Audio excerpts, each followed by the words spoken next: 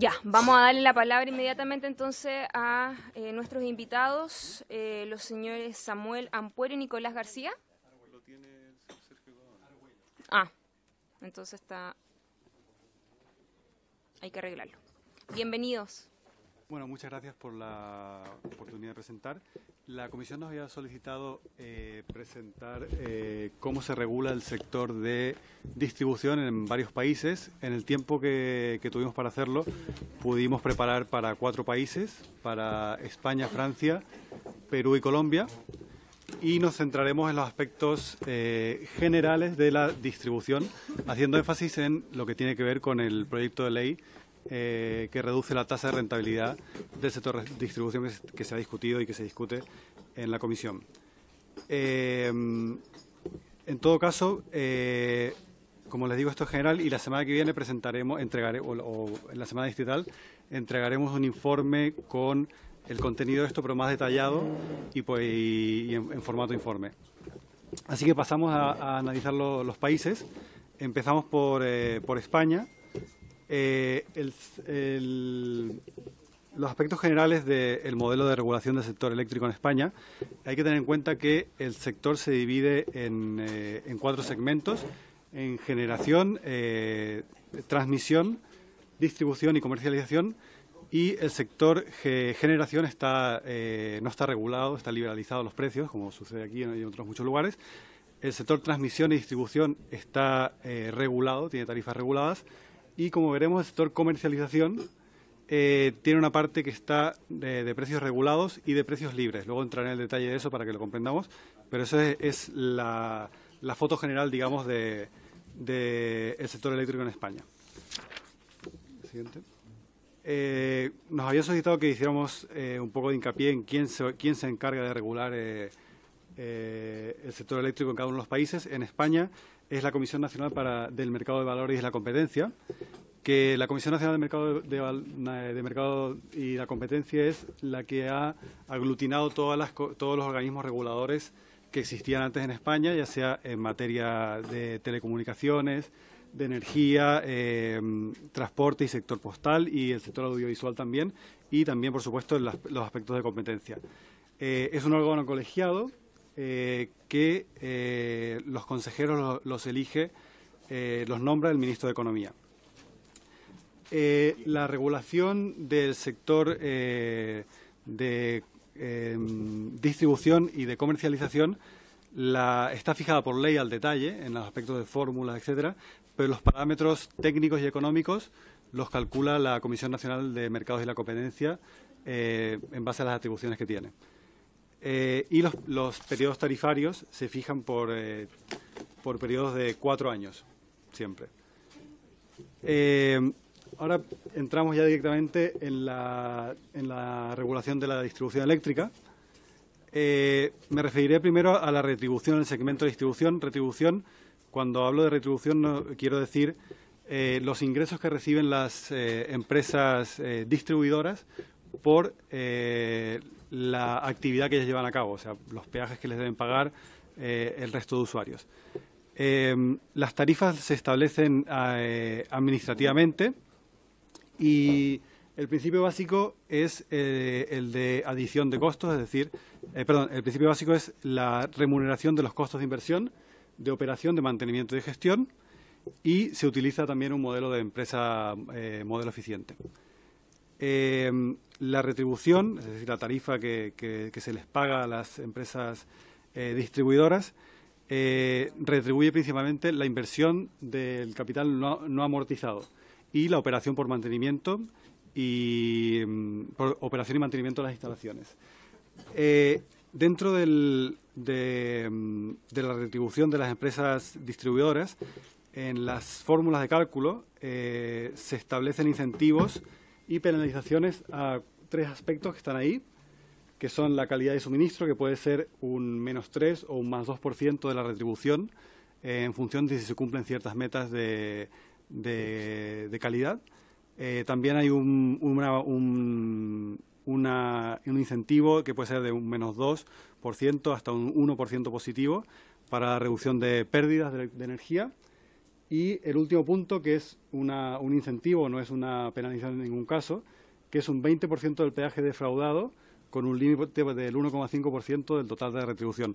Esto básicamente lo que quiere decir es que cuando la empresa distribuidora detecta que ha habido un fraude, por ejemplo, no un cliente, pero una persona que se ha colgado ilegalmente a luz o que ha manipulado su medidor, si eso lo detecta la empresa de distribución, recibe un incentivo en forma de un 20% del peaje que cobraría.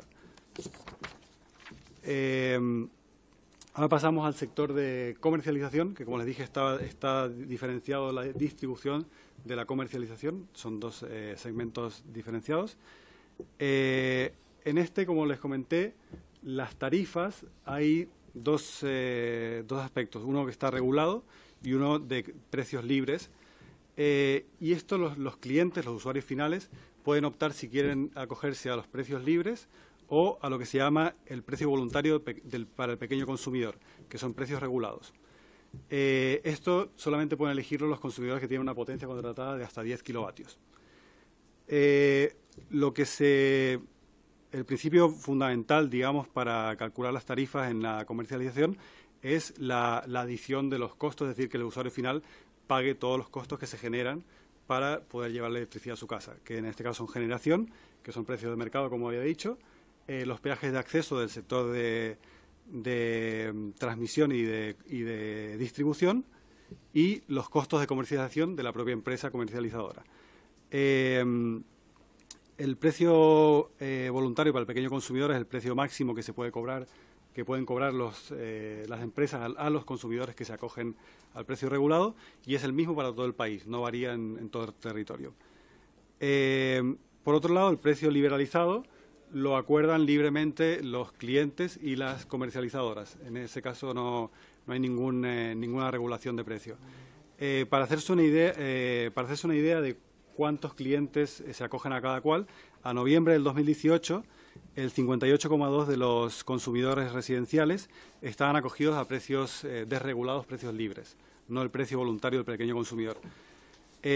Y alternativamente, la ley también obliga a las empresas comercializadoras a entregar la opción de una tarifa fija, es decir, una tarifa que se cobre siempre los mismos euros por kilovatio hora a lo largo de todo el año. Porque, por ejemplo, en las tarifas libres el precio va variando, y en las tarifas para el precio voluntario para el pequeño consumidor también varía según las horas del día y según el momento del año, siempre regulado y con un límite. Esto es los aspectos básicos de la comercialización, y además también hay que nombrar que existe lo que se llama el bono social para los consumidores. El bono social básicamente es un descuento sobre la factura, sobre la boleta de los usuarios finales, de los consumidores, y está destinado para los consumidores que se los considera vulnerables. Puede ser de un descuento de un 25% sobre el total de la boleta eléctrica, o de un 40% para los consumidores que son considerados vulnerables severos. ¿Quién define, qué es un consumidor vulnerable? Básicamente son los que cumplen uno de los tres requisitos que están ahí, que tengan una renta inferior al ciento umbral, no he puesto el número porque tampoco no dice mucho, que sean familia numerosa, que las familias numerosas son las que tienen 3 o más hijos, o que sean jubilados o pensionados por incapacidad permanente y que reciban una pensión mínima. Es decir, una familia o un usuario que cumpla una de estas condiciones se puede acoger a este bono social, que es el descuento de la tarifa de un 25 o de un 40%. Y finalmente el bono social, ¿quién lo financia? Pues lo financia por ley la empresa matriz de la empresa comercializadora, o en el caso de que la empresa comercializadora no forme parte de ningún grupo empresarial, lo financia la propia empresa comercializadora. Ya para terminar con España, pasamos a la parte de la rentabilidad. La rentabilidad, primero me refiero de nuevo a la distribución y después a la comercialización. La tasa de rentabilidad se aplica sobre el capital invertido no amortizado, y ha habido un pequeño... la ley es del 2013 y fija una forma de cálculo hasta el 31 de diciembre de este año, del 2019, y a partir del 1 de enero del 2020 esto va a cambiar. Paso a explicarlo. Hasta el 31 de diciembre del 2019, la tasa de rentabilidad para el sector de distribución se basa en el rendimiento de las obligaciones del Estado, los bonos del Estado, a 10 años, más un adicional de 200 puntos básicos, es decir, un 2% más. En rigor, para ser precisos, es el promedio del rendimiento de las obligaciones, el promedio del rendimiento de los últimos 24 meses de las obligaciones del Estado a 10 años. Eso es técnicamente lo que se hace, y se le suman 2 puntos porcentuales. Con esta fórmula de cálculo, a fecha de hoy y hasta el 31 de diciembre va a estar en vigencia, la tasa de rentabilidad es de un 6,5% antes de impuestos. A partir del 1 de enero, como he dicho, cambia la metodología de cálculo y se va a utilizar un poco algo muy similar a lo que se propone en el proyecto de ley, que es el costo promedio ponderado del capital, ¿vale?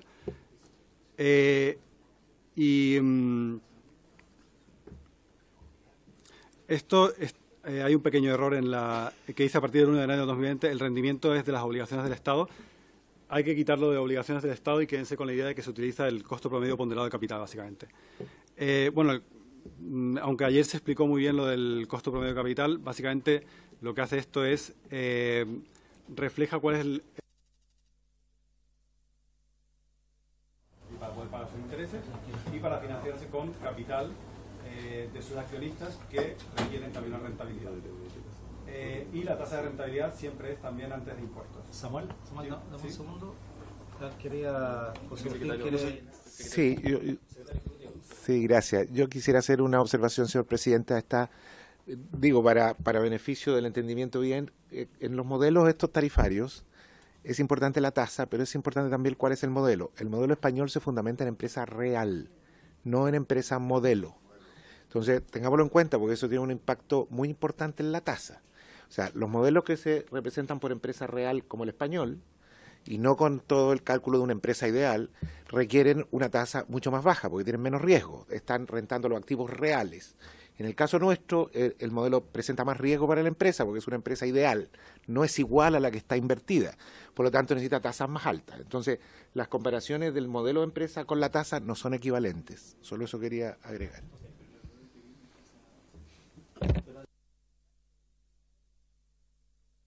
Déjame verlo.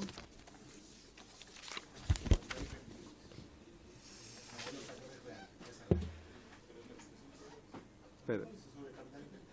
Aquí, pero no, anterior, no, pero vimos al principio que sea algo de modelo eficiente. Sí, déjame ver, pero ¿en qué sector específicamente? Un segundo. Puede ser transmisión. No,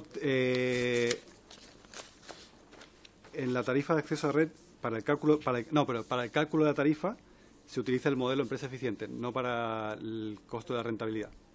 Para el cálculo de la tarifa era retribución en la parte de distribución. Sí.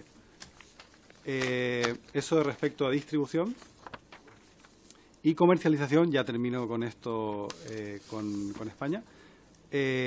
La tasa de...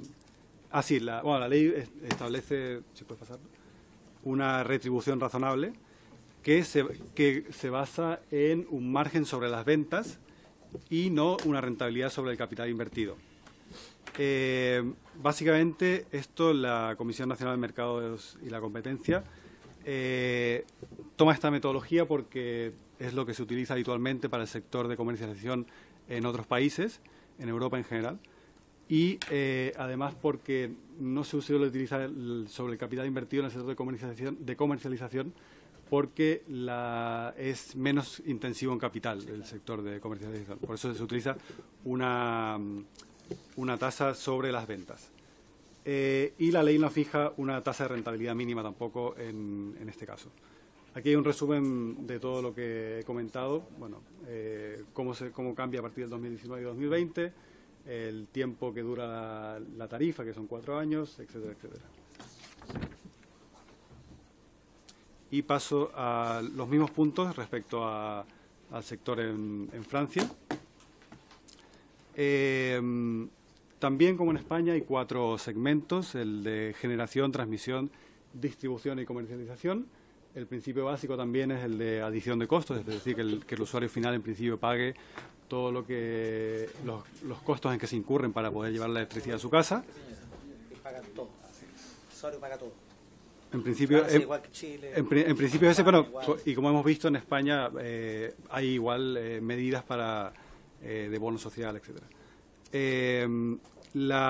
Bueno, el sector generación también está desregulado en principio. Las tarifas, la transmisión, la distribución y la comercialización tienen tarifas reguladas. El organismo regulador es la Comisión Nacional de la Energía. Se encarga del buen funcionamiento del sector de electricidad y gas en beneficio de los consumidores finales.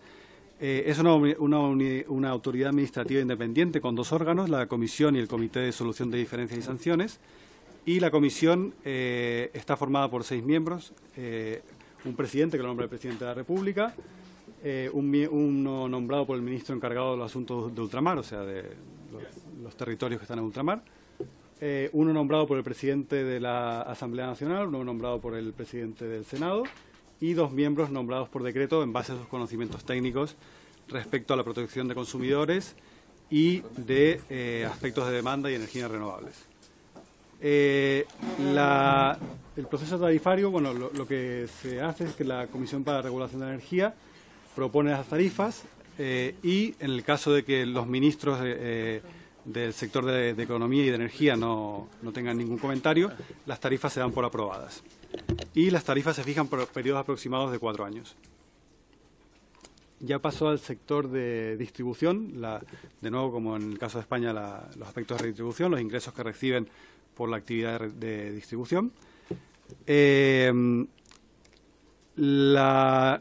Los principios que regulan la retribución de la distribución eléctrica son básicamente 4. Que la tarificación del acceso a la red debe ser independiente de la distancia entre el lugar de inyección de la electricidad y el lugar en el que se consume, digamos, o en el que se extrae, digamos. La misma tarifa de acceso a la red debe ser igual la tarifa de acceso debe ser igual para todo el conjunto del territorio nacional. El principio de no discriminación, es decir, que la tarifa sea la misma independientemente del uso que se le dé a la energía, a la electricidad, y establecer tarifas que incentiven que los clientes limiten su consumo en los periodos en que el consumo global de la red es más alto, para hacer una medida de eficiencia. Enedis es la empresa dominante en el sector de la distribución, que controla, tiene cobertura en el 95% del territorio francés. Y lo que hace la Comisión Reguladora de Energía en sus cálculos es determinar un ingreso total autorizado, que se llama, en base también a los cargos de explotación y a los costos de capital.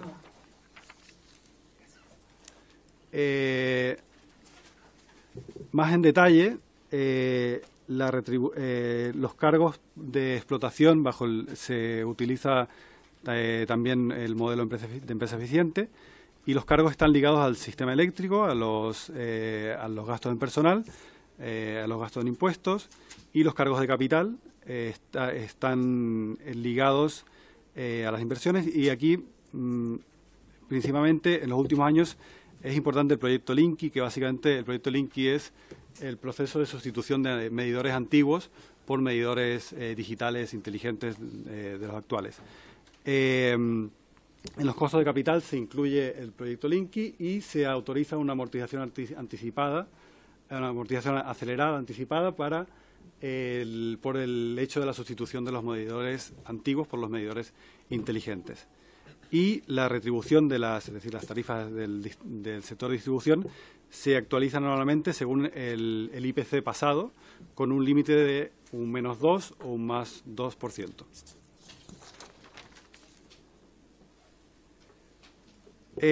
También se incorporan incentivos tarifarios. No hemos entrado en el detalle por el tiempo y también tanto por el tiempo de exposición como por el tiempo que tuvimos para prepararlo. Hay incentivos tarifarios a la distribución para la reducción de pérdidas, para la reducción de cortes de suministro, tanto en lo que es la duración del corte como la frecuencia de los cortes también. incentivos para los gastos en investigación y desarrollo, incentivos para los gastos en desarrollo de redes inteligentes, y también hay penalizaciones por los cortes de suministro que sean largos. Finalmente, respecto a las tarifas en el sector de comercialización, las tarifas son reguladas para los consumidores que tienen contratada una potencia inferior a 36 kilovoltiamperios, y el 78% de los abonados residenciales se acogen a la tarifa regulada, y el 69% de las empresas pequeñas también están bajo la tarifa regulada. Uno de los principios que determina cómo se calcula la tarifa es el principio de lo que se llama contestabilidad. Que la contestabilidad quiere decir que cualquier empresa que esté en el sector de distribución o que tuviera la intención de entrar en el sector de distribución pudiera contestar los contratos que existen entre empresas y clientes, es decir, que pudiera, para entendernos, robarle los clientes por competencia a las empresas que ya están suministrando energía eléctrica. Bueno, de esta forma lo que se busca es que la tarifa pueda que cada cliente pague los costos que genera y que a la vez los contratos puedan ser desafiados por el resto de empresas para que haya competencia. Ya finalmente la tasa de rentabilidad en Francia, la siguiente. Se calcula de nuevo también como un porcentaje, esto es el sector de distribución, no el sector de comercialización, se calcula como un porcentaje sobre los activos no amortizados, se utiliza de nuevo también, como en el caso de España, la metodología del costo promedio ponderado del capital. Se basa en el principio de que la tasa de rentabilidad sea comparable a la que obtendrían inversiones que impliquen niveles de riesgo similar en otras actividades. Y no hemos encontrado en la ley o en la normativa de la Comisión Reguladora de Energía una tasa mínima garantizada para el sector de distribución. Finalmente, la rentabilidad del sector de comercialización, de nuevo, como en el caso de España, se calcula como un margen sobre las ventas que se mide en euros por megavatio hora, es decir, en términos de consumo. El cálculo se basa en la estimación de los riesgos a los que están sujetas las empresas en cuanto a comercializadoras, no en cuanto a distribuidoras, y se establecen 6 categorías de riesgos, se les asigna una probabilidad de ocurrencia a cada categoría, y en base a eso se calcula el valor del margen en términos de euros por megavatio hora. Hoy en día la tasa de rentabilidad para el sector de comercialización nada más, en base a sobre las ventas, es de un 3,5%, medido en euros por megavatio hora, y la tasa cambia según las condiciones de mercado y los cálculos de la Comisión Reguladora de Energía, y tampoco existe, en lo que hemos podido ver en la legislación, un mínimo sobre la rentabilidad en comercialización. Esos son España y Francia, y ahora pasaremos, Nicolás va a explicar Perú y Colombia. Muy buenas tardes. Como bien decía Samuel, voy a proceder a comentar Perú y Colombia, y en favor también de la promesa de 20 minutos y no tanto tiempo más, voy a ser más o menos sintético en aquello, tratando de indicar cuáles son los puntos más relevantes de estos países. En principio, Perú tiene un modelo bastante parecido al chileno, en donde también se regula bajo el esquema de una empresa modelo, con el objetivo de proveer el servicio bajo criterios de calidad y eficiencia. Algún punto distintivo es este sistema de regulación que se llama Yardstick Competition, que establece un parámetro de comparación con empresas de una zona típica de distribución, lo cual permite establecer un parámetro de competencia y eficiencia al respecto. Otro elemento común respecto al modelo chileno es que también se calcula un valor agregado de distribución según sector típico de distribución, para estimar la tarifa a cobrar para los clientes o usuarios finales. El organismo regulador en este caso, el denominado organismo supervisor de inversión de energía y minería, que en términos sintéticos, el encargado de regular y supervisar las empresas del sector eléctrico en general, y también se encarga de fijar y revisar las tarifas y establecer la normativa en particular. Vale decir de que En Perú, al igual que en Chile, hay un sistema de generación, transmisión y distribución, y no existe un sector de comercialización como era el que estábamos comentando anteriormente en el caso de España y Francia. En términos de la estimación de los costos para el uso del cálculo de la tarifa, como comenté anteriormente, aquí lo relevante es que se usa un valor agregado de distribución según el sector típico de distribución, y tal como se conversaba ayer por el profesor Cristian Muñoz, esto implica el pago del costo capital, el costo de inversión y el costo de operación de mantenimiento para que funcione esta empresa distribuidora. Lo relevante ahí es que la metodología incluye una tasa de descuento, del 12%, que ahí es relativamente 2 puntos mayor a lo presentado en el país. En términos de el cálculo de las tarifas en el sector de distribución eléctrica del Perú, como comentaba anteriormente, esto recoge la sumatoria de 3 actividades, nuevamente generación, transmisión y distribución, y también hay algunos cargos adicionales. En el cálculo de la tarifa se había conversado y se había dicho de que se hace según sectores típicos de distribución, que en este punto son 6. Se reconoce según urbano, rural, en distintas categorías. También hay una distinción para algún sector agrícola.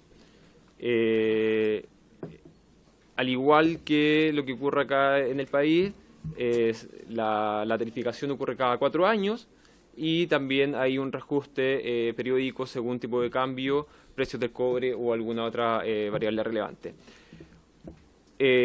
Un punto importante es que en el Perú existen subsidios, que es el denominado Fondo de Compensación Social Eléctrica, que establece algún beneficio para consumidores según algún espectro de consumo relevante.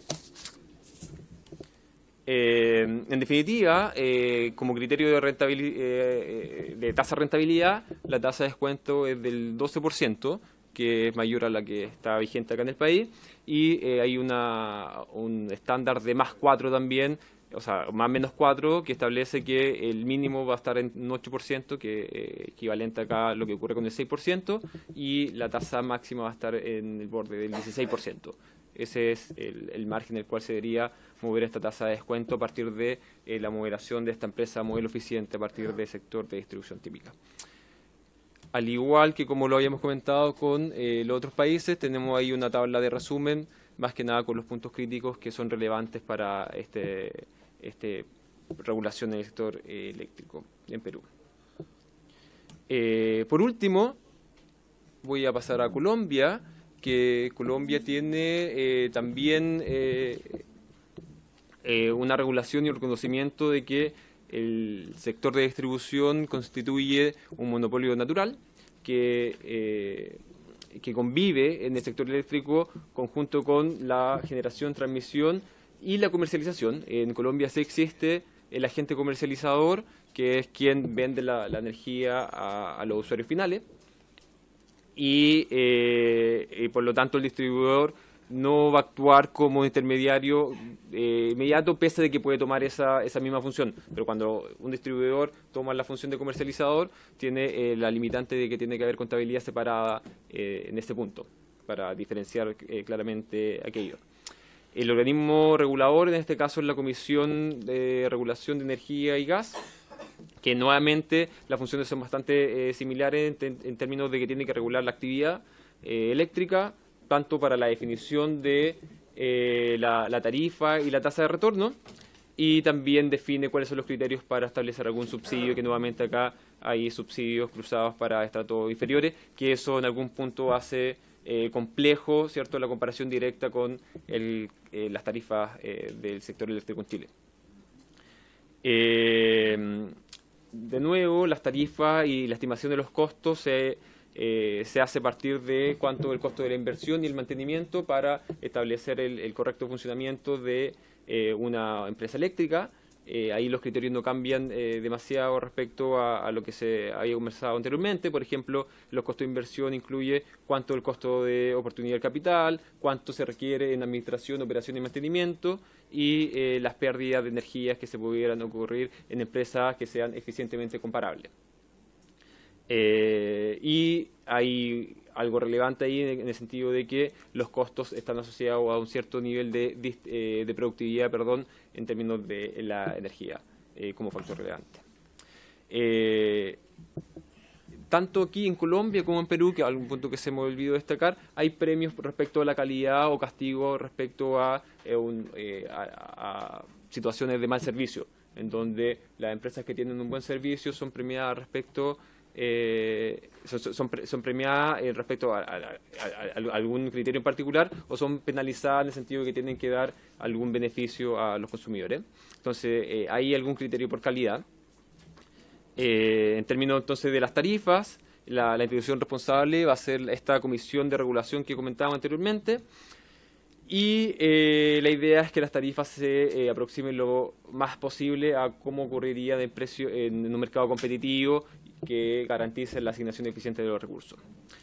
A diferencia del caso peruano, la vigencia van a ser de 5 años, y esto está sujeto a reajuste también nuevamente, y hay subsidios cruzados que son relevantes en lo comparativo. Por último, en términos de la rentabilidad, se ha establecido la presencia de una regulación de un mecanismo a partir de un precio máximo, o ya sea a través de un ingreso máximo, que en este caso ya este año se definió algún criterio para los próximos años. O sea, en definitiva, la comisión estableció de que para el año 2019 la tasa de rentabilidad tiene que ser equivalente a un 11.79%. Y así también establece porcentajes para el año 2021 y siguientes. Por ejemplo, en la resolución 93, en otra resolución más reciente, establece de que del 2022 para adelante, hasta que se fije algún criterio distinto, la rentabilidad va a estar asociada a un 11.36%, que en este caso es levemente menor a lo que conversábamos anteriormente en el Perú, pero también mayor a lo que existe en Chile. Por último, la metodología de cálculo de la rentabilidad considera un conjunto de criterios que ya han sido comentados tanto por Samuel o lo que se conversaba ayer, que era referente al riesgo de la industria y algunos otros criterios de inflación o estimación de costo. Eso respecto a lo medular, y igualmente tenemos algunos criterios que ya resumen respecto a este país. Pero en definitiva, si tuviera que indicar aquí Colombia y Perú es un caso bastante similar al chileno, y hay algunas diferencias en las tasas de rentabilidad y en la tarifa, pero más que nada está ahí expresado. Y vendría siendo eso, y quedamos atentos a cualquier duda. Muchas gracias por la exposición que hace la Biblioteca del Congreso. Voy a darle la palabra al secretario ejecutivo de la Comisión Nacional de Energía, y al último hacemos las preguntas porque si no, no vamos a alcanzar.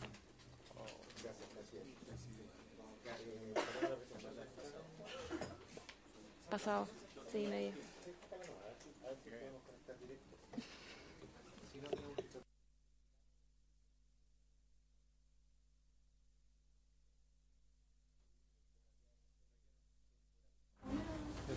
Mejor hacer las preguntas al tiro para que no se me quede. Terminamos a las 6. No sé si es que Yo tengo alcanzamos. de los dos temas, tengo de... ¿Hasta qué hora está la cita?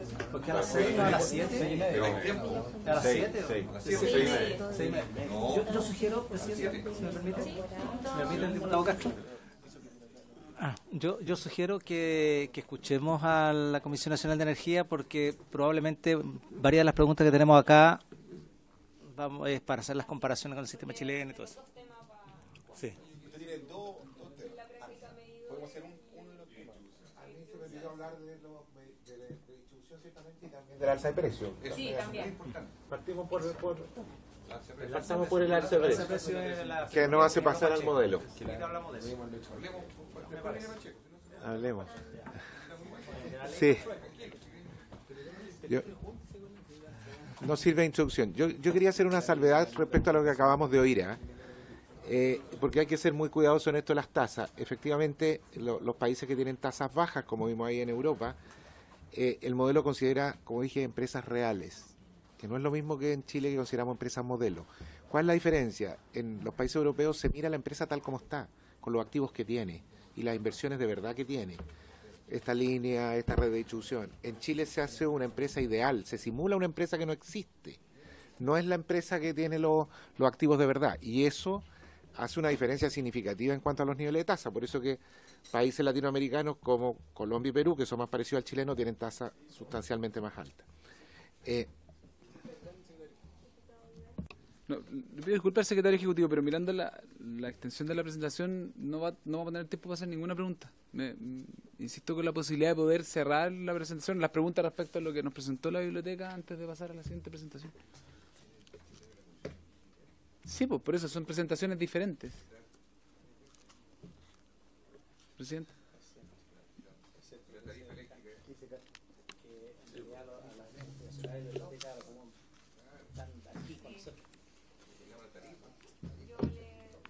Continúe, secretario. Primero vamos a pasar rápidamente, estas láminas son muy sencillas, no se refieren a cosas que probablemente ya sabemos todos. El sector eléctrico y la tarificación, como en muchos países, en casi todos, está separado en generación, transmisión y distribución, y cada uno tiene una realidad distinta. Quizás este es muy importante porque se refiere al peso en la tarifa de cada sector industrial. En la tarifa que llega al cliente final hay un 70% que proviene de generación, aproximadamente un 20% de distribución y un 10% de transmisión.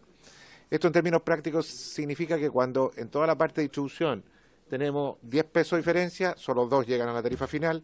Cuando esos 10 pesos de diferencia están en generación, 7 llegan a la tarifa final. Por lo tanto, el peso sin duda mayoritario es de la generación, porque es donde hay más activos. Las centrales generadoras son de costo de inversión mucho más caro que las redes de distribución y con costo de producción mucho más alto, por eso que es la principal componente de la tarifa.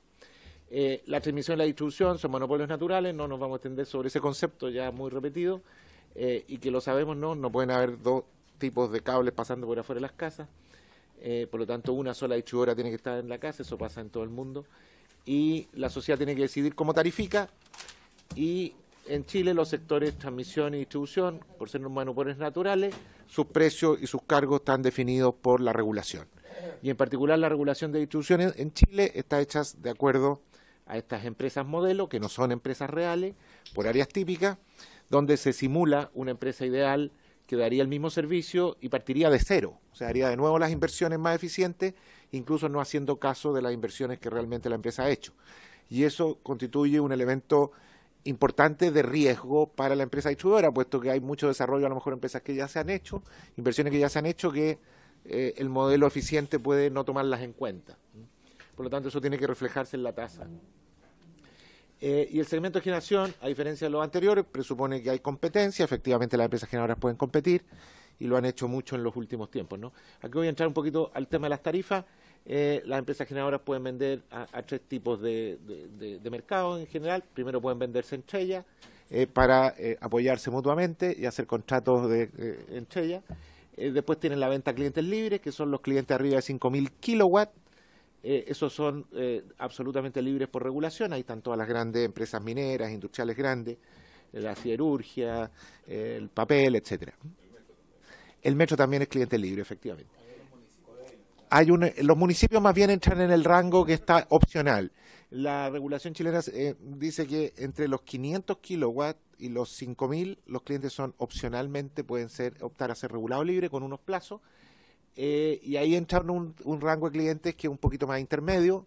Ahí hay algunos municipios, a lo mejor hay algunas clínicas, hay algún industrial. Todos los libres, perdón, entre 500 y 5.000 son opcionales. Hay muchos que todavía son regulados ahí y hay otros que han optado a pasarse a libre. Los que han optado a pasarse a libre han negociado sus contratos y han pasado a libre.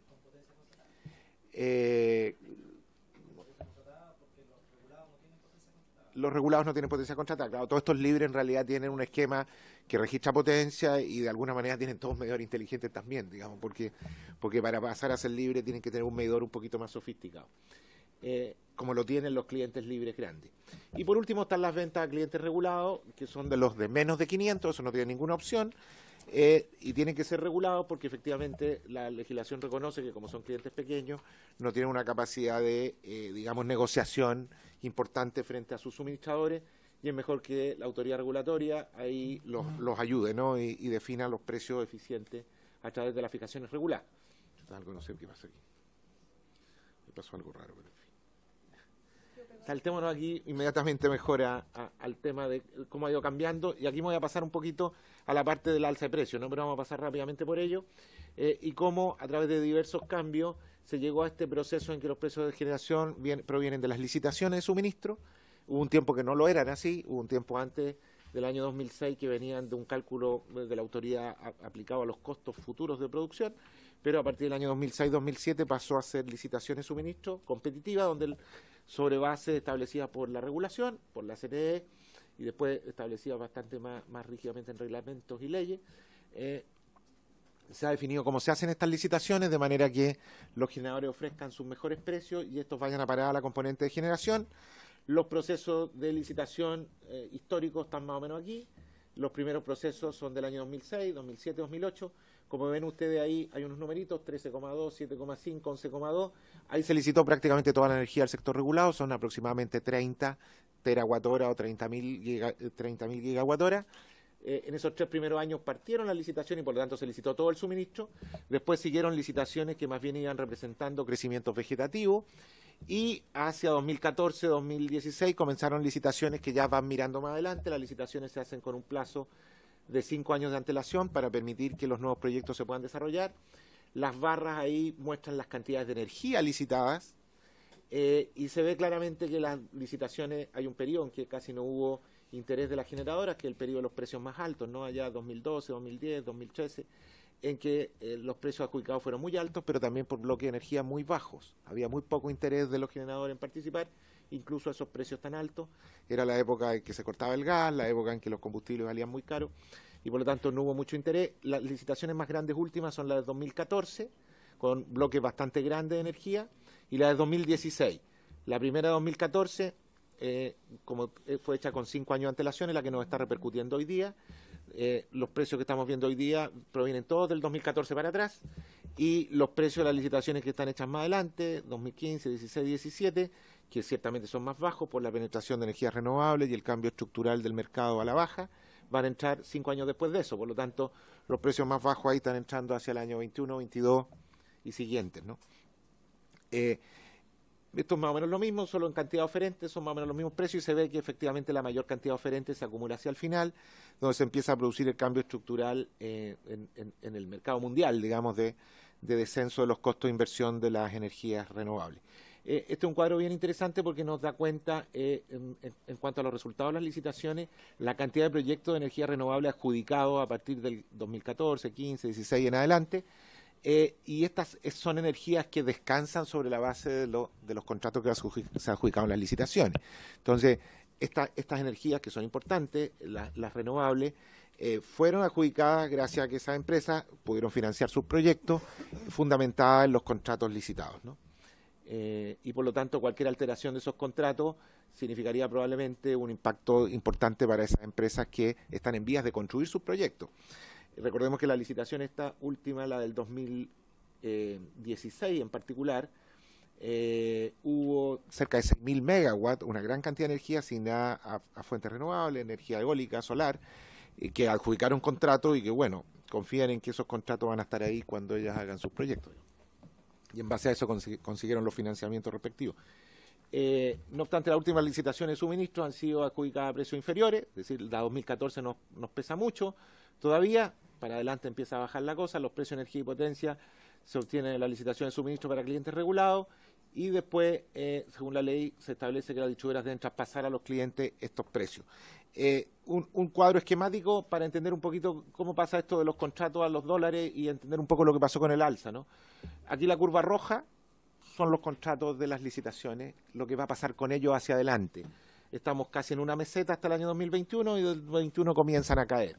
Pero ese es el contrato en dólares. Los contratos se hacen en dólares porque todos los costos de producción y de inversión esencialmente están en dólares. Nosotros todavía somos grandes consumidores de gas, de carbón, y los mismos proyectos de energía renovable consiguen financiamiento en base a créditos que están conseguidos en dólares. Entonces, aun cuando la oferta de precio ha caído mucho a $40, esos 40 dólares por megawatt hora son puro impacto dólar, porque representan el costo de inversión. La energía renovable no tiene costo de operación, pero tiene un fuerte costo de inversión, y ese lo tienen que repercutir porque es el financiamiento de los créditos logrados. Entonces el dólar, desgraciadamente, sigue muy unido a nuestra matriz de costo de energía, ¿no? Aunque no compremos gas, hay que pagar la inversión en las centrales renovables.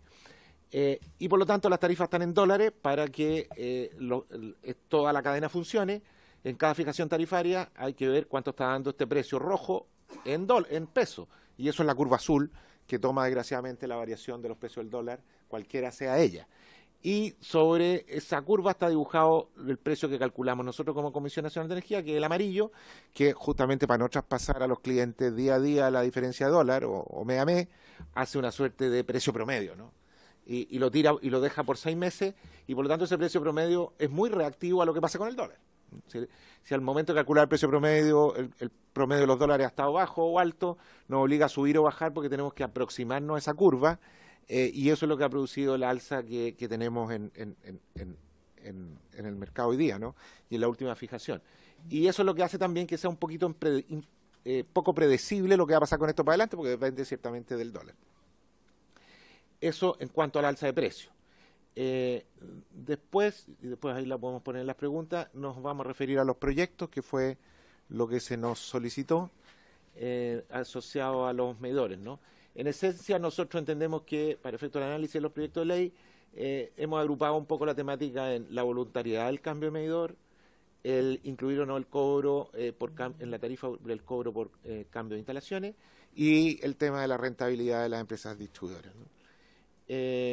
Respecto a la voluntariedad del cambio de medidor, nosotros entendemos que las diversas mociones parlamentarias que plantean establecer el nivel legal, la voluntariedad del cambio de la instalación no son necesarias, pues el carácter voluntario será establecido en la norma técnica respectiva y tratado con mayor profundidad en la ley larga distribución. De hecho, el cambio que se va a hacer en este momento y que fue anunciado por la ministra y que se refiere al cambio efectivamente a la voluntariedad, es un cambio que se va a hacer a través de la modificación de la norma técnica de calidad respectiva, ¿no? Y que como Comisión Nacional de Energía ya estamos iniciando. Y este aspecto corresponde a una exigencia de calidad de servicio de la distribución en materia de atribución de estas normas, precisamente, ¿no? Eso en cuanto a la voluntariedad, nosotros creemos que es un tema que va a ser bien tratado en la norma. Respecto a la tarifa, a incluir en la tarifa el cobro por cambio de instalaciones, en la medida que la instalación, medidor o empalme, sea de propiedad de la empresa distribuidora, esta debe ser considerada en el proceso tarifario respectivo. Entendemos que si no fuera así, existe un riesgo asociado a no reconocer esos activos. Entonces, si efectivamente la distribuidora es propietaria de las instalaciones medidas, corresponde que sea reconocido entre sus instalaciones el medidor, digamos. De lo contrario, habría una parte de las instalaciones que no tendría reconocimiento tarifario. Y respecto a la rentabilidad de la distribuidora, el proyecto de ley ingresado por el Ejecutivo aborda esta materia, recogiendo los principales lineamientos planteados por las mociones parlamentarias, disminución de la tasa y procedimiento de la fijación de tasa. Nosotros recibimos ayer una solicitud de esta comisión respecto a un cálculo sobre unas tasas que se nos sugirieron. Nosotros trajimos el cálculo estimativo, pero haciendo la salvedad de que no es equivalente realizar el cálculo, como ya lo habíamos dicho, realizar el cálculo de tasas para empresas reales como en Europa versus realizarlo para empresas o modelos como en Chile. El cálculo sobre la empresa real presenta menos riesgo y por tanto se puede fijar una tasa menor, que no es el caso de la empresa modelo, y esas diferencias de tasa pueden ser importantes. De hecho, como hemos visto entre las empresas europeas, que se mueven en torno al 6 o 5%, versus las empresas latinoamericanas que usan empresa ideal y que se mueven más bien cerca del 10 o el 12. El siguiente ejercicio es solo una estimación, ¿no? Porque en realidad para estimarlo bien depende de bastantes cosas, de los activos, exactamente la vida útil, pero efectivamente se puede hacer una estimación gruesa de lo que podría significar el cambio de tasa. Ahí nosotros hemos puesto el 10% que se usa hoy día, bueno, cero cambio respecto a la situación actual.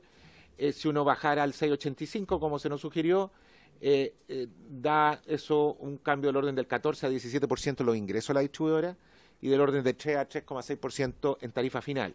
Y así sucesivamente. Efectivamente se ve, y es obvio, ¿no? Porque por efecto de que la parte de distribución pesa solo un 20%, cualquier cambio ahí se atenúa bastante al llegar a tarifa final. Pero yo llamo un poquito la atención también sobre la columna del centro, ¿eh? Porque la columna del centro sí está dando el impacto real sobre los ingresos de la propia industria de distribución. Y si uno ve ahí cambio al 6,85 o al 6, representan diferencias de ingreso para el negocio de distribución en general del 17 al 20%. Son porcentajes en el segmento de distribución muy altos. O sea, para cualquier sector industrial, y por eso que hay que ser cuidadoso y estudiar mucho esto, para cualquier sector industrial que le digan que se le van a reducir los ingresos al 20% no es un tema trivial, digamos, en cuanto a la potencialidad de inversión, de sostener los necesarios trenes de crecimiento, mantener la calidad de servicio. Entonces, si bien a nivel de tarifa final las repercusiones no son gigantescas, digamos, a nivel de tarifa de la industria en sí son muy importantes. El impacto en tarifa final se ve reducido, ya que la componente de distribución no es la principal, es solo 20%, pero la componente de distribución es crítica de cara a los clientes y en cuanto a la necesidad de disponer de redes de primer nivel con permanente avance y mejora de inversiones. Impacto total en los ingresos de la distribuidora, que parten en torno al 15 para este rango de tasa y pueden llegar al 30, son ciertamente muy significativos, ¿no? Y la tasa, como es la propuesta que ha hecho el Ministerio de Energía, debe más bien estudiarse de cara a cada proceso tarifario, atendida a las condiciones de mercado, y el rango legal debiera establecerse solo en el piso de la misma. Las tasas de descuento, además, son un tema que varía en el mercado. De hecho, el 10% que tenemos hoy día probablemente deriva de situaciones de mayores tasas de riesgo que había en esa época en el mercado de tasas. La tasa se construye a través de varias componentes, una tasa libre de riesgo, una tasa de riesgo asociada a la industria, el riesgo diversificable. Financieramente la tasa tiene una construcción y esa construcción puede variar en el tiempo, de ahí que no es muy lógico tampoco dejar tasas muy fijas, sino que más bien hacer lo que se propone en el estudio del Ministerio, y es que la tasa se calcule para cada fijación tarifaria, ¿no?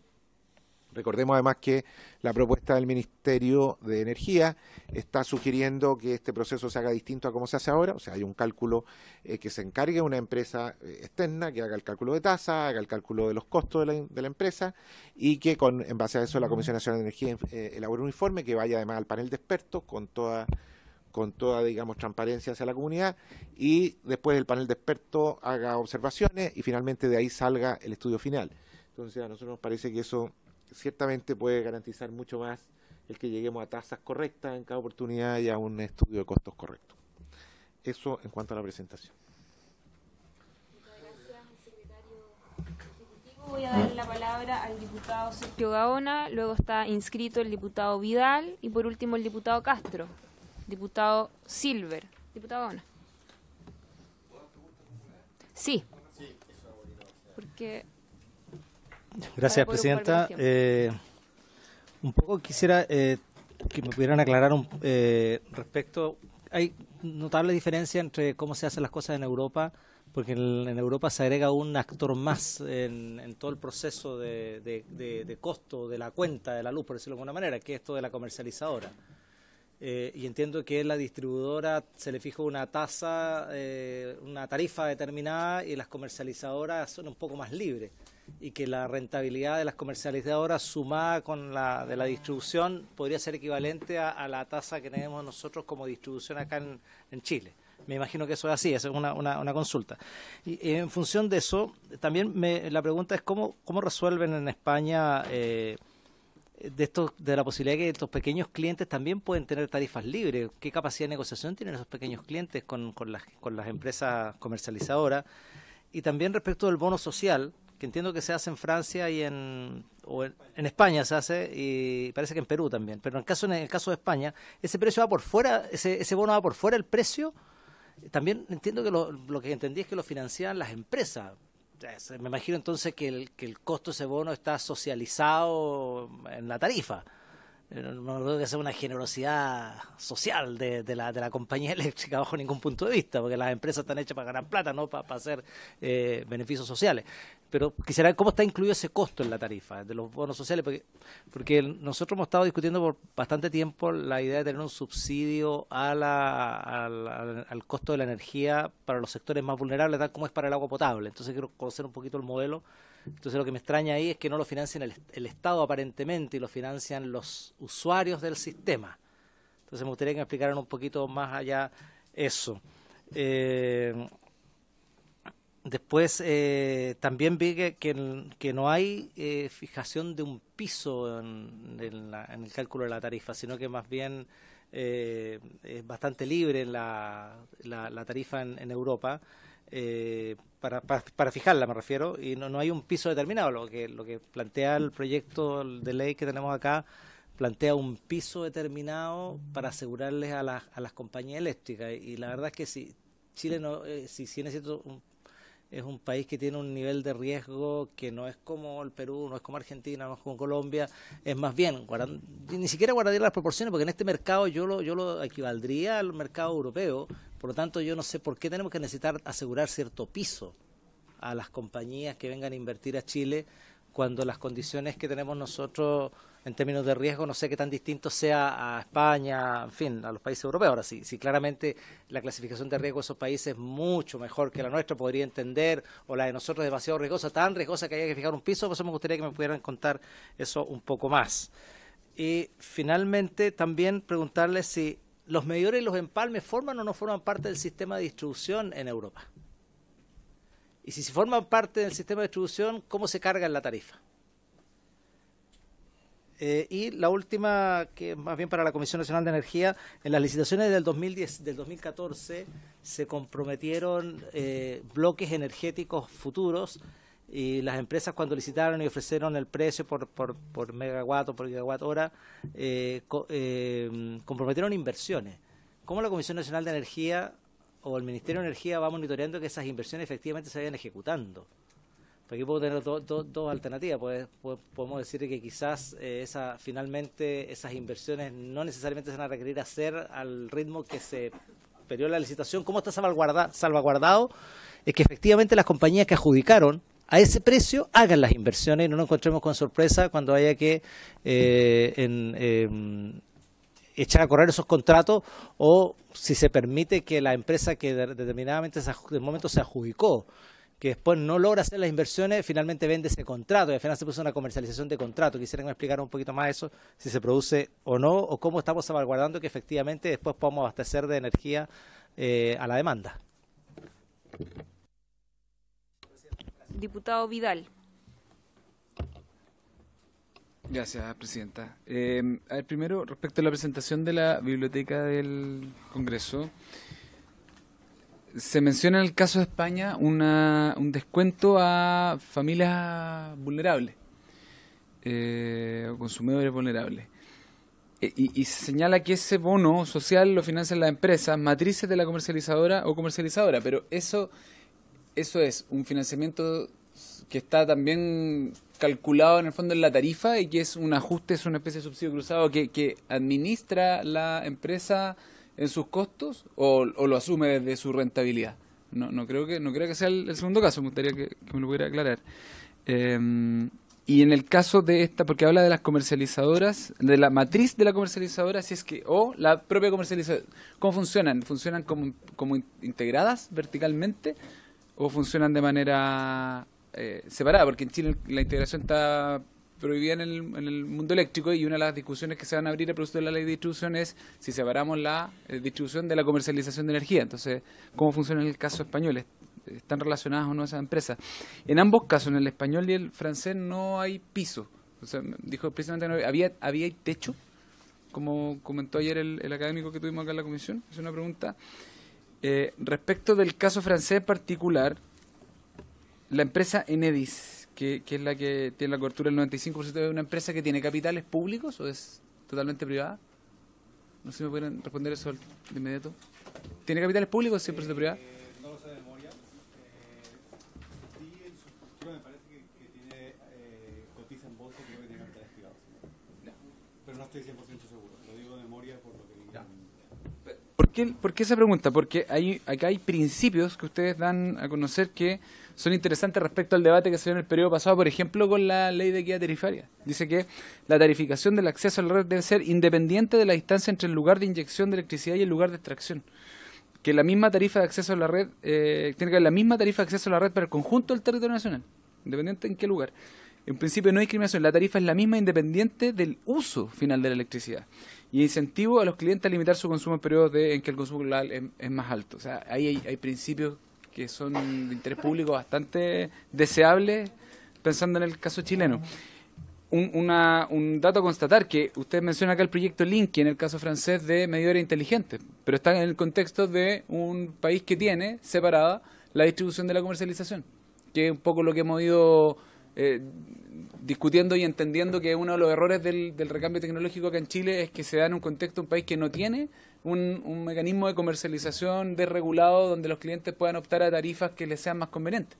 Entonces, acá, claro, tiene sentido. Luego de que tienen todo esto, entonces empiezan a hacer el recambio tecnológico.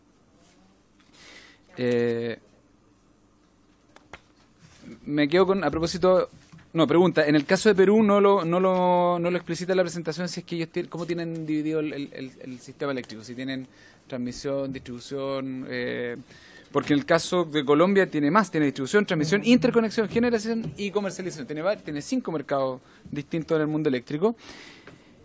Y esa sería la pregunta para la biblioteca. Y para la presentación del secretario ejecutivo, reiterar un poco lo que ya ha preguntado, no solo en esta sesión, sino que varias veces ya el diputado Gaona, y es la evaluación de los activos, de los costos de los activos por parte de la empresa a la hora de hacer el nuevo VAT.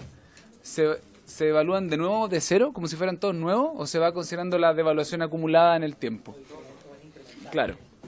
Parte de cero siempre. Entonces, claro, ahí tienen una ganancia de nuevo, parten de cero con activos que no son nuevos. ¿Ya? ¿Al revés?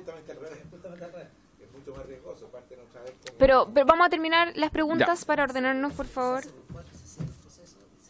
Y se hace de nuevo, pero bueno, ya.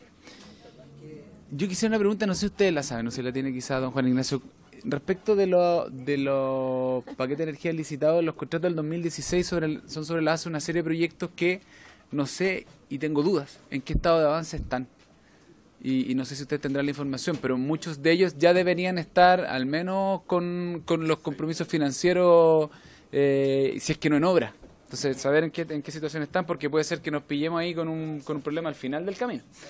Y por último... Eso. No, eso no. Diputado Juan Luis Castro y el diputado Silva. Seré muy breve. Micrófono, diputado. El señor Venegas, quiero preguntarle, Presidenta, por su intermedio. Usted sabe que la gente sospecha cuando le cobran la luz. Ya la experiencia de los medidores demostró que la gente quedó alertada y no va a ser fácil cuando empiece a operar la nueva cuenta ahora en invierno, la gente acepte esto de buenas a primeras porque se va a hacer preguntas, sabiendo que es el periodo de mayor consumo, que es el periodo que suben las tarifas. ¿Cómo va a ser, explicado en lo más sencillo posible, al ciudadano de Vallenar, al de Rancagua, que está con hartos problemas, Santiago, porque son cobros diferenciados? Hay promedios nacionales, pero yo entiendo que por regiones no son estándares, son distintos, promedios regionales y probablemente al interior de cada región también, con distintas compañías. ¿Cómo se le explica a las personas que no van a ser objeto de abuso, en otras palabras? Porque esta suspicacia va a estar en la mesa puesta todo este año, por lo menos, con toda tranquilidad. Y dos, preguntarle en qué beneficia o no, o atenúa o no, la ley de equidad tarifaria a esta alza que viene ahora para toda la ciudadanía. Diputado Gabriel Silver. Gracias, Presidenta. No, por su intermedio, a diferencia de lo que señalaba la ministra Pérez, por su intermedio, señor Castro, que nos emplazaba a aprobar esta ley como el antídoto para amortizar las alzas que se vienen por delante, la verdad es que la respuesta es que no va a impactar, a lo menos respecto de esta alza, que fue el emplazamiento que nos hizo la moneda por su intermedio respecto de la alza tarifaria.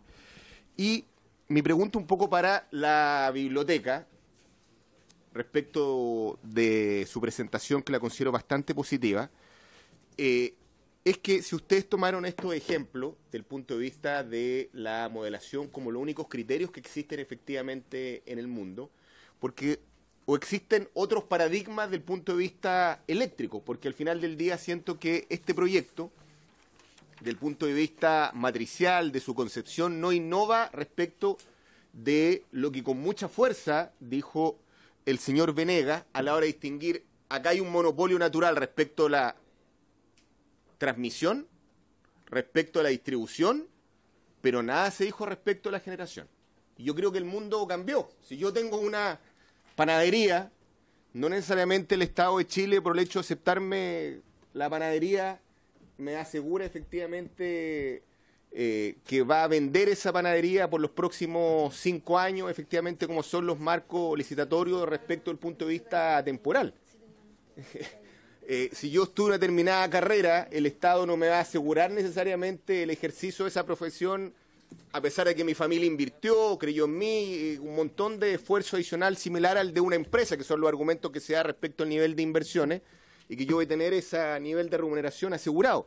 Y siento que en el mundo de la generación, esa lógica de alguna manera conceptual, del punto de vista de una economía que es cada vez más líquida, a la sazón que tenemos un centro de despacho económico y carga que puede definir casi en tiempo real quién es más eficiente desde el punto de vista de la entrada, de la salida, en cuanto a generador e inyectar dicha energía efectivamente a la red, no se da presente en esta suerte de status quo que repite, a mi juicio, esta ley. ¿Me explico? O sea, ¿cómo tenemos un sistema de eléctrico respecto a la fijación de precios donde uno entiende que hay cierto estanco en términos de la colonia respecto a lo que es la transmisión, respecto a lo que es la distribución, tal vez la comercialización, que puede ser un tema a discutir, pero no respecto de la generación? Y allí un poco la pregunta es si hay países donde hay mucho más competitiva la regla del juego. Si yo soy solar, vendo energía más barata, no tengo efectivamente que entrar a un promedio, asegurar a personas que hace 5 años atrás participaron de dicho nivel de inversión. Y hoy día se da un poco esta paradoja que tenemos una línea económica donde tenemos a $47, a $33, pero seguimos pagando del que invirtió efectivamente a $130. Y esa es la paradoja que hoy día tenemos respecto al 2014, y ahí la pelota si es de este gobierno, del otro, y yo creo que efectivamente el chancho aquí está mal pelado. Yo entiendo, como digo, la segunda parte, desde la transmisión y la distribución, no podemos tener 2 líneas eléctricas paralelos, pero lo otro creo que debiéramos tener un mercado mucho más competitivo y, si se quiere, la ley de la selva desde el punto de vista de la generación eléctrica, asegurando, si quiere, la estabilidad del sistema, cierto nivel de flujo, pero que compitan. Si yo tengo un nivel, compito, y si es muy caro y ya mi proyecto está obsoleto con otros indicadores que no necesariamente son los económicos, puede ser efectivamente si ensucio, si no soy verde, no soy contaminante, efectivamente quedo fuera de combate y efectivamente a través de SEDEC efectivamente no soy rentable para el sistema. Y allí un poco mi pregunta, si existen otros modelos en el mundo desde el punto de vista eléctrico a la hora de fijar la tarifa distinto a la misma matriz que repite el gobierno, que tal vez usted puede decir es que era anterior, pero yo no sé si este sistema repite o resiste más de lo mismo. Podemos discutir la tarifa. Yo creo que el proyecto del Ejecutivo sincera lo que ya está cobrando el mercado eléctrico, que la tarifa que hoy día ya en el fondo la está sincerando, no está perdiendo nada. Pero ese es un poco mi llamado efectivamente a la biblioteca, si existen otros modelos de tarificación distintas, donde la generación sea más competitiva en términos de trasladar el precio real en un mercado donde va a la baja a los consumidores. Y al señor Venegas, claro, uno entiende que el regulador tiene que jugar con las reglas efectivamente que tiene, pero no podemos mirar efectivamente a este 97% de la población que son los BT1, digamos, los residenciales, en los cuales son tan consumidores libres como todos, con la diferencia que tienen un mandante o un representante, que es el Fisco de Chile. Y ahí mi pregunta, si Bill Eaton, por ejemplo, este año tiene una licitación o relicitación, quiero ocupar la palabra relicitación porque entendió que la energía era más barata y salió a comprar más barata y renegocia sus contratos por $3.000 millones, ¿por qué el Estado no hace lo mismo en una situación extraordinaria? Si aquí no le estoy echando la culpa de que fue la Bachelet, que ustedes repiten efectivamente el modelo, tal vez se renegocia con plazos mayores, porque estas son circunstancias efectivamente distintas a las que les tocó asumir a otros gobiernos. Con la diferencia que aquí tenemos clientes, como digo, que están atados efectivamente por tener un gran mandate, pero tienen una musculatura de negociación mucho más allá que las mineras, que Metro, porque obviamente su capacidad económica es distinta. Entonces, si es que efectivamente a partir del precedente positivo, medidores, donde se generó un cambio de paradigma, porque primero decía que el status quo no se podía cambiar, pero finalmente por la norma técnica que nos explicaba ayer el superintendente, se cambió, veces teníamos una ley en curso, un decreto en curso, y se demostró que sí se podía. Y aquí la pregunta es, ¿por qué no se hace efectivamente, también en el caso de alzas sustantivamente mayores a la de los 500 pesos que se va a sufrir por el efecto medidores. Yo solo, muy breve, a propósito de lo que escuchaba de la biblioteca, que de verdad les agradezco, muy ilustrativa, ¿no es cierto?, también la información que nos entregaron, hacer este cuadro comparativo y la legislación comparada, a nosotros también nos sirve mucho para poder aterrizar el debate.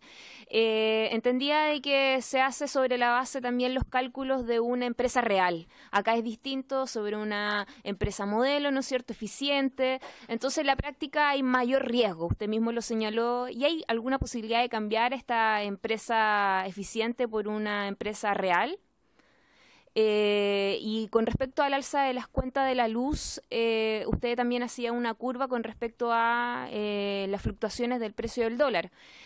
Mi pregunta es, ¿cuál es el valor que se establece al momento de hacer el cálculo? Si es cuando se dicta el decreto, cuando toma razón la Contraloría. Me gustaría tener como esa aclaración. No sé, ¿la biblioteca primero? ¿Sí? ¿Usted? Nos queda 5 minutos. Ya, rápido. Disculpe. Lo que decía el diputado Gaona respecto a la comercialización, en Francia no hay libertad de precio en comercialización, están regulados y no es que puedan cobrar lo que quieren, sino que, como dije, es la adición de todos los costos anteriores. Por tanto, está bien regulado. Y en España, la libertad de precios, como respecto a la capitalización, lo que yo he leído es que ha habido unas prácticas comerciales bastante agresivas desde las comercializadoras para que los clientes que tienen opción a estar con precios regulados se pasen a los precios libres, ¿vale? Y por eso han logrado tener este porcentaje de 58% más o menos, que ha crecido bastante rápido. Incluso desde las autoridades se ha recomendado muchas veces que los clientes se queden en los precios regulados.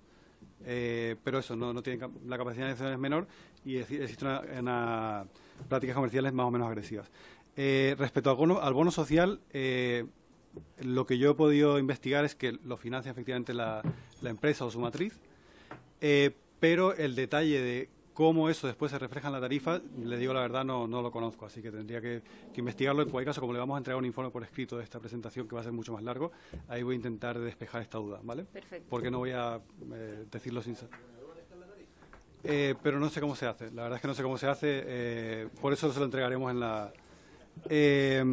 no hay fijación de piso. Yo es uno de los puntos que miré más en detalle y en ninguno de los casos, de los dos casos lo encontré, ni en España ni en Francia. Los medidores en Francia sí forman parte de los costos de la empresa y es un proceso que está todavía haciéndose y hasta el año 2022 no se va a terminar, o sea, todavía falta bastante. Lo que preguntaba el diputado Vidal, bueno, de nuevo, el bono social voy a investigar exactamente si hay algún subsidio por entre medio, quién asume al final el costo, a pesar de que en principio es la empresa. Si están integradas o no están integradas, esa parte tampoco la conozco y la vamos a incorporar en el informe. Si hay piso, no hay piso, eso lo hemos visto. Techo, yo también lo busqué explícitamente y no encontré en los dos casos un techo tampoco, al menos en estos dos casos yo no lo encontré en la ley. Enedis, ahora recuerdo que es una empresa filial de EDF, que es Electricidad de Francia, que Electricidad de Francia es parte estatal y parte privada. También preguntó respecto a lo del link y los medidores inteligentes, bueno, también se incluyen los costos. Y no sé si quieres tú contestar. Sí, por último, el diputado Pablo Vidal preguntaba cómo era el sistema eléctrico en Perú. Es similar al chileno, generación, transmisión y distribución, no existiendo la comercialización explícitamente.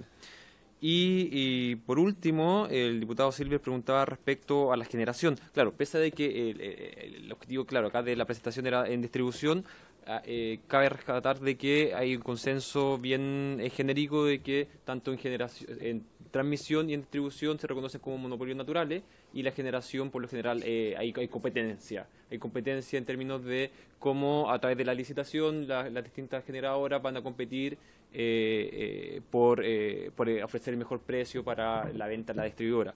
En términos de si es que hay alguna otra fórmula de tarificación que considere aquello, en lo particular, yo no tengo antecedente, pero sí la generación por lo general tiene una concepción distinta a los otros dos segmentos, en el sentido de que hay competencia. Entonces, por eso el foco por lo general no está en términos de regular la tarifa o regular con mayor especificación ese mercado, sino que el foco siempre está en la generación y en en la transmisión y la distribución.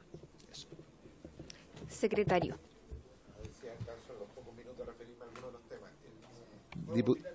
El diputado Gaona me pregunta por el efecto de si estamos haciendo el seguimiento de las licitaciones, ¿no? Efectivamente, hay una diferencia así en la licitación de 2014. La licitación de 2014, en lo que se refería a los proyectos que se prometían ahí para 5 años después, fue más laxa que las que siguieron. Sucesivamente se fueron poniendo más condiciones de aseguramiento de los proyectos. Entonces, hoy día, y de hecho nosotros mismos en la licitación que se va a hacer este año, le agregamos más exigencia para garantizar que los proyectos que se prometieran en las licitaciones se cumplieran. Sin perjuicio de ello, todo lo que se han prometido para atrás, nosotros le estamos haciendo el seguimiento de que se estén desarrollando y se estén cumpliendo. Hay algunos que no se han cumplido, en esos casos estamos pidiéndole a las distribuidoras, que son las firmantes y las mandantes de los contratos, nosotros solo ponemos las bases, que actúen y que tomen medidas al respecto, pero en general se están cumpliendo. Sobre todo los más últimos, yo diría que todos los proyectos de RNC se están cumpliendo. En la licitación del 2014 hay una gran cantidad de proyectos, preguntó el diputado. Hay algunos que, como son RNC, tienen plazo de construcción más breve. Entonces, todavía están a tiempo, pero sí están en la etapa de financiamiento y nosotros estamos haciendo un seguimiento bien. En la del 16, perdón. En la del 16 hubo muchos más proyectos RNC, pero que entra el 21. Entonces, tienen un poquito más de tiempo, pero efectivamente estamos siguiendo y monitoreando, y en muchos casos algunos de estos proyectos sugieren o nos solicitan que se apruebe un cambio o una permuta de un proyecto por otro, o una reducción o cosas así. El diputado Castro me preguntó sobre las diferencias de precio entre las compañías y cómo se garantiza que no haya abuso. Bueno, el cálculo que hacemos nosotros tarifario va hasta la subestación final y compañía a compañía. Hay diferencias que se producen por la situación geográfica, porque los contratos, aquí hice un ejemplo general, pero no todas las compañías tienen exactamente los mismos contratos. Hay licitaciones que se hicieron para algunos grupos de compañías primero, otros después, entonces hay algunas diferencias de precio entre ellas. Si bien todas tienen el mismo concepto, pero no tienen exactamente los mismos contratos. Son muy parecidos, pero nosotros hacemos el cálculo hasta el final y ciertamente la CNE tiene que garantizar que esos cálculos se hagan, que no haya abuso en la aplicación, y la SEC supervisar que las tarifas se apliquen correctamente, y si los clientes tienen algún reclamo, plantearlo, y eso, por supuesto, la superintendencia lo registra, ¿no? En cuanto al tema de la equidad tarifaria, uno de los temas que hay con la equidad tarifaria es que se aplica solo sobre la tarifa de distribución. Entonces, no es capaz de aplanar completamente estas diferencias que se producen en la tarifa de generación. Entonces, ahí hay un pequeño problema. Respecto de algunas preguntas que me hace el diputado Silver, yo creo que aquí hay dos temas esenciales. Las licitaciones nacieron más bien en respuesta a una necesidad de garantizar el suministro futuro. Y si ustedes se fijan en algunos de los cuadros que yo mostré, como en alguno como este, vean ustedes el interés que había en suministrar a las distribuidoras cuando los precios eran muy altos. Ninguno. O sea, casi ningún generador quería suministrar a las distribuidoras, a pesar de que los precios que se ofrecían eran $130, digamos. Entonces, en los procesos siguientes, lo que se incentivó fue justamente para que esto conectara tanto el suministro a clientes regulados con la necesidad de que hubiera nuevos proyectos. Entonces, fue una cosa mixta, ¿no? Y ahí empalmo con la otra discusión acerca de la negociación. Bueno, estos son contratos a 15 años casi todos. Entonces, cuando uno mira las negociaciones que hace el sector privado, habitualmente son contratos de corto plazo. Cuando el sector privado negocia 3, 4 años, claro, pero es que de nuevo está el concepto del riesgo. Cuando uno negocia 4 años, no sabe qué pasa en el quinto. Cuando uno negocia 15 años, sabe lo que tiene 15 años. Cuando uno negocia 4, no sabe si hoy día pagó la mitad, pero al quinto va a pagar 3 veces, digamos. Entonces, ese riesgo está bien que lo tome un privado, probablemente, pero hay que manejarlo con más cuidado cuando lo van a tomar 6,5 millones de personas reguladas, digamos. Entonces, el compromiso, plazo, precio y condiciones comerciales es completo, no es solo precio. Hay clientes privados que optan por una condición de suministro más insegura, que están dispuestos a pagar un precio más bajo o a que les cobre un precio más bajo, pero por un plazo más corto y con incertidumbre de lo que pasa después, o otros que están dispuestos a tomar un precio más bajo, pero con condiciones de seguridad de suministro más precarias.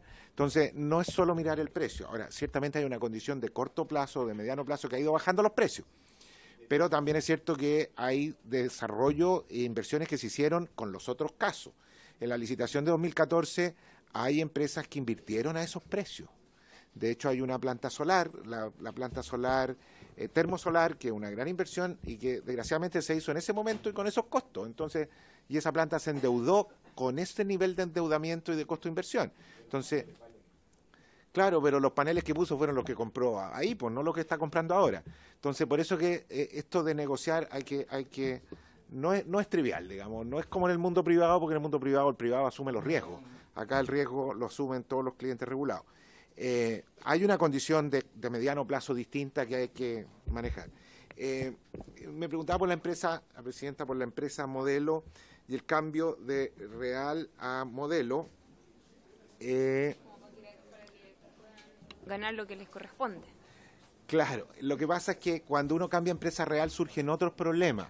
¿Por qué? Porque cuando cambia empresa real, entonces hay que ir a investigar muy bien cuánto vale lo que realmente la empresa puso ahí. Entonces, hoy día la discusión es cómo me simulas la empresa ideal, y ahí discuten mucho, y está esto el 2/3, 1/3, pasamos por el panel. Cuando en los sistemas donde se opera con empresa real, la gran discusión es en cuánto me valorizan la realidad de lo que tengo. Y esa no es tampoco una discusión menor, porque evidentemente la empresa está interesada en valorizar mucho lo que tiene, y entonces la discusión habitual con el regulador, que exige un regulador a lo mejor con mucho más personal, con mucho más certificación, de estar yendo al perno y al cable de cada cosa que tiene instalada la distribuidora, porque hay que ir por los activos, etcétera. Entonces también tiene otra problemática que no es menor. Cuando se tarifica con empresa real es menos riesgo por eso, porque la empresa distribuidora sabe que le van a valorizar sus activos reales. Entonces su riesgo es que me los valorice bien y logre convencer al regulador de que me los valorice bien. Cuando se tarifica por empresa ideal, el regulador sabe que va a una empresa eficiente y la distribuidora tiene el riesgo de que parte de cero. El partir de cero cada año o cada 4 años es riesgoso, porque puede significar que inversiones que hizo la distribuidora y fueron necesarias hace 4 años ahora no lo son, y la empresa ideal no las ve. Le dice, mira, está bien, tú invertiste para allá, pero esto no lo veo ahora, porque ahora no es ideal. Lo ideal es este otro. Entonces pueden quedar activos sin remunerar. Y por lo tanto hay una diferencia de riesgo, ¿no? Respecto de cuál dólar se usó, el dólar que se usó en este cálculo, que a nosotros nos parece que es el más correcto, es el promedio del semestre, porque que fue 640 pesos. 640, y el que viene ahora... Claro, porque efectivamente... Quizá veamos esto de nuevo. Yo creo que este cuadro es muy explicativo. Sí, este cuadro es muy explicativo. Recordemos que en definitiva lo que hay que recuperar aquí es exactamente el valor de los contratos. Las generadoras están facturando sus contratos a las distribuidoras, y al final eso es lo que tiene que llegar hasta los clientes. O sea, si el mundo fuera más ideal y uno quisiera traspasarlo directamente, habría que casi hacer hora a hora, día a día, mes a mes, cuánto valen los contratos, pasarlo a dólar y cobrarlo. Entonces, el cálculo que hace la Comisión Nacional de Energía es justamente para no entregar al cliente una señal que esté variando permanentemente, hace un cálculo más plano, ¿no? Y por lo tanto toma un dólar que ojalá sea menos volátil. Aquí se puede ver, y está hecho más o menos así el ejercicio, si uno mira, si toma el cachito anterior a la subida amarilla, bueno, le habría dado una aplanada más alta. Entonces hay que tratar de quitarle también volatilidad al dólar, tomar el dólar menos volátil.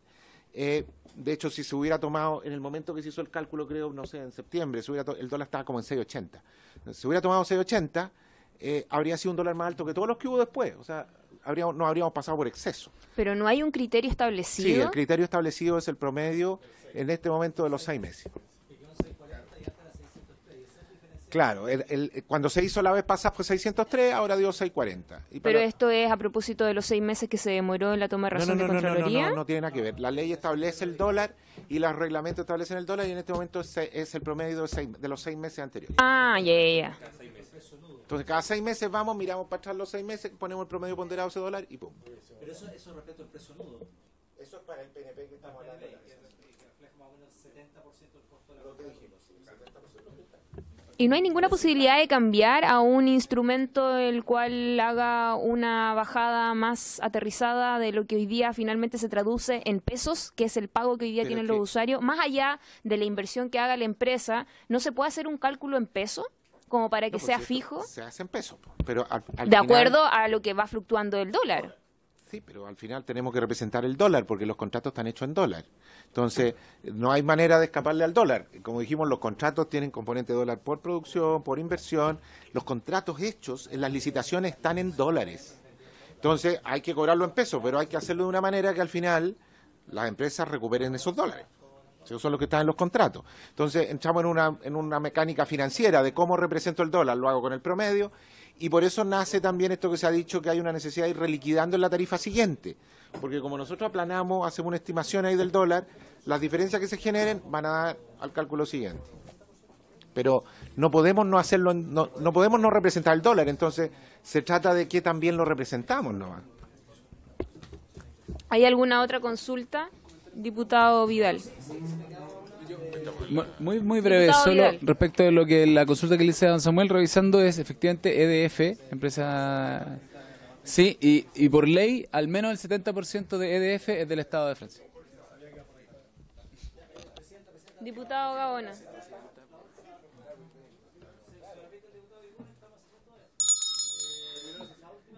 Moción de orden. Bien, si los contratos que se licitan son transables. Si es una empresa que puede entrar en default en el momento o no quiere ejecutar la adjudicación que tuvo, si puede transarlo con otra compañía, porque yo puedo decir, yo estoy comprometido a abastecer tanto bloque de energía para los próximos 2 o 3 años, pero llega un momento en que no puedo. ¿Yo eso lo puedo negociar y traspasárselo a otra generadora? A ver, si no, como si no la cuestión Micrófono. En las licitaciones hubo varios tipos de contratos. Algunos fueron hechos ciertamente por empresas existentes que tienen gran cantidad de activos y tienen un manejo de cambiar la fuente de generación. En ese caso, esas empresas a lo mejor pueden hacer eso, pero en lo que se refiere a los contratos que fueron hechos directamente con generadores que ofrecieron un nuevo proyecto, ciertamente la idea es que hagan esos nuevos proyectos y no que después suministren la energía simplemente transándola con otros. De hecho, eso era lo que perseguía las licitaciones, no que los proyectos nuevos se hicieran y que apareciera esta nueva fuente de generación. Entonces, todas las bases y las bases que nosotros hemos ido haciendo, sobre todo para esta licitación que viene, tratan de acentuar la obligación de que quienes se asignan proyectos o se asignan energía en base a proyectos nuevos, hagan esos proyectos nuevos o equivalentes y no hagan esta transacción que usted señala. Bueno, el año 2014 justamente las bases de licitación eran un poco más ambigua en esto, laxa en esta obligación. Entonces quedó ahí una situación un poco más ambigua. Lo que nosotros hemos hecho es justamente, primero, como son las distribuidoras las signatarias de los contratos, exigirle a la distribuidora o pedirle a la distribuidora que primero regularice esa situación, efectivamente la central no se ha construido, y que la distribuidora que tiene el contrato, pues nosotros no podemos administrar el contrato, le hemos pedido que nos diga cómo va a tomar la equivalencia original de la licitación, es decir, que converse con este suministrador y le diga, bueno, usted no va a hacer esto, pero ¿qué va a hacer? Va a tener otros proyectos, va a hacer otras cosas. ¿Cómo va a garantizar eso justamente que el recurso físico que usted tenía me lo reemplace por otro? Y estamos en eso, nosotros le hemos hecho consultas para que nos expliquen eso, digamos. ¿Y qué pasa en el caso de que hoy día existan incumplimientos por parte de la empresa, entendiendo de que son contratos entre privados? ¿Cuál es el rol que cumple la CNE en ese sentido? En las licitaciones más recientes, bueno, todas son entre los signatarios, ¿no? Pero en las licitaciones más recientes es más claro que incumplimientos, por ejemplo, la no construcción de un proyecto prometido puede dar pie inmediatamente a que la distribuidora le termine el contrato a ese generador. ¿Y eso puede ser a través de un pronunciamiento de la CNE? Sí, nosotros tenemos siempre un pronunciamiento respecto a la modificación de contrato. En los casos que hay una disputa también podemos hacernos parte de los arbitrajes, pero nosotros no administramos el contrato. Sí, primero tienen que iniciarlo pero la existe distribuidora. también un pronunciamiento de una entidad externa Así que en este caso como para que se cumpla. Sí, toda modificación de contratos de este tipo de contratos debe ser aprobada o no por la Comisión Nacional de Energía. Aunque ya haya pasado hartos años, siempre constantemente se va haciendo una evaluación. Es que una vez que los proyectos están construidos, Bueno, sí, igual se va verificando que se estén abasteciendo los contratos y sin duda. Ah, perfecto. Pero la etapa más crítica es mientras el contrato está partiendo, ¿no? Y que se construya el proyecto y que aparezca Es lo que que igual se son de prometió. repente licitaciones de 30 años. No, 15 son 15 a 20. Lo que pasa es que hay algunas que llegan al 2040, claro. Sí, pues, 30 años. Sí, claro. ¿O no? No. No, sí hay unas que vienen de más atrás, pero estamos hablando de más atrás, que empieza, bueno. No, Sí, pero no. las que se están haciendo ahora, por ejemplo, las Ah, que no, vamos pero a estoy hacer... hablando de las que están para atrás. Ah, las que están para atrás, sí, hay unas largas, hay unas de 20. Ya pues, ¿hay alguna otra consulta? A las 7.